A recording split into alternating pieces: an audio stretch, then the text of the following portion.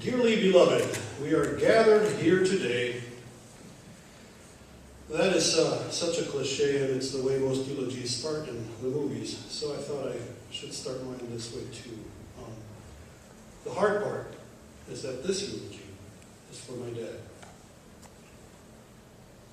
It never occurred to me while he was alive that one day I would have to do this. You tend to think of your loved ones as people that will always be there. Dying is something that happens to other people, not your own. I know that he is in a better place now and his suffering is over, but frankly, I'd give anything to not have to do this and that he had not died. But he did pass on, so here we go. My dad was a funny, good-natured guy who always saw humor in most situations in life. So he would not want me to deliver a somber and sad eulogy. Even today it seemed he was up to his old jokes. We were supposed to pick up Dad's ashes at Green Hills Memorial today. When I got there, and by the way, it was raining cats and dogs, turns out the place was closed due to some company event. I found someone inside who offered to release the ashes, only to find out that the people who were supposed to pick him up at the crematorium forgot to do so.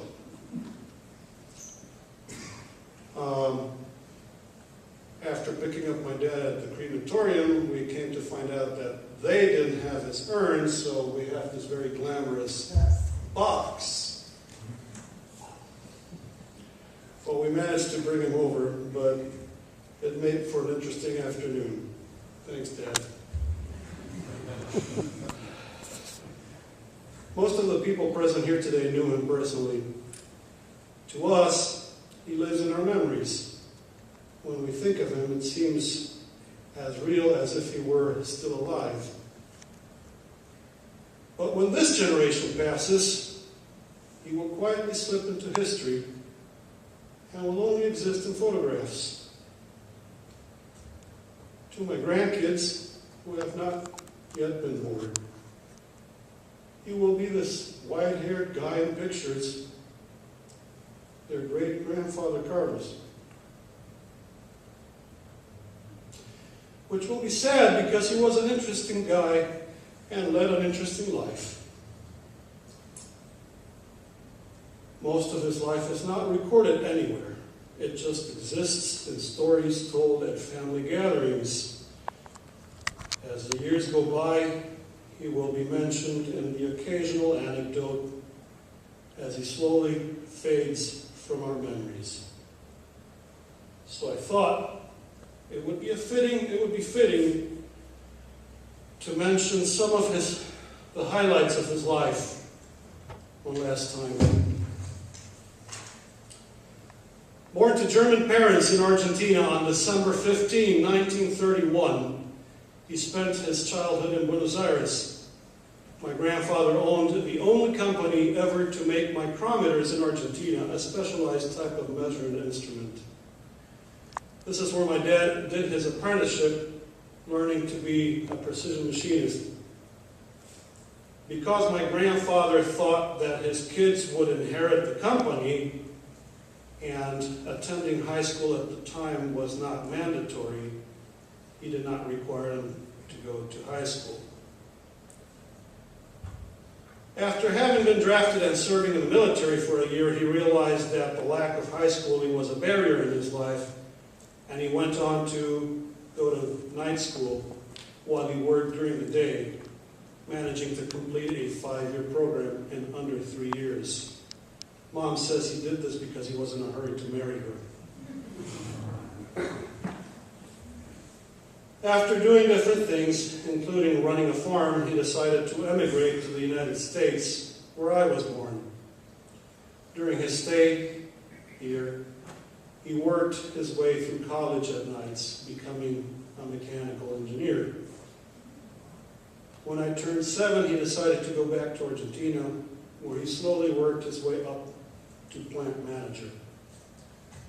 But of course, Dad being Dad, he could not lead a boring life, so his experience included owning a convenience store.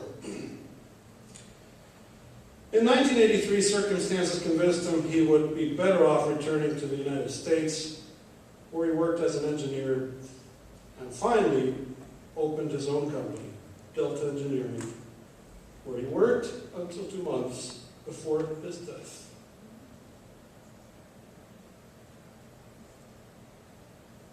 I own my own company. And in the beginning, when I was getting my feet wet, I would call my dad occasionally to ask him how he would do this or that part. As the years went by, I have needed less and less of his advice, but I knew I could count on him anytime. Having been raised by a pretty square German family, my dad did not play fast and loose with compliments. In fact, he hardly gave any compliments. So it was very emotional for me when he did so a few months back. He had stopped by my shop to borrow some tool. I had on my desk a rather complicated part for a satellite we had just completed. He picked up the part, looked at it, and then he said, "You know, I'm a pretty good machinist."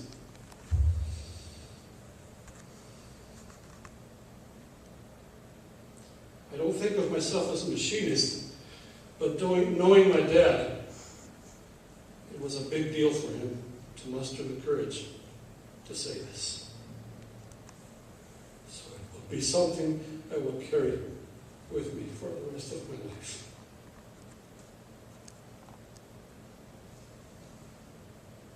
One of the last things I ever told my dad was a few days before he died. I told him, "Thank you for being my dad." And I am thankful. My life with him had its ups and downs, sometimes more downs than ups. But he is part of my life.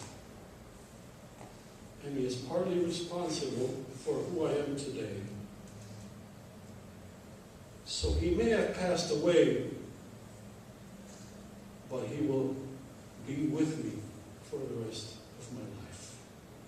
In that sense, his life goes on. As a Christian, I have the hope of one day seeing him again. So today, I'm not going to say goodbye. I'm just going to say, "See you later, Dad." Amen. Very touching. Are there others that maybe don't have something written out, but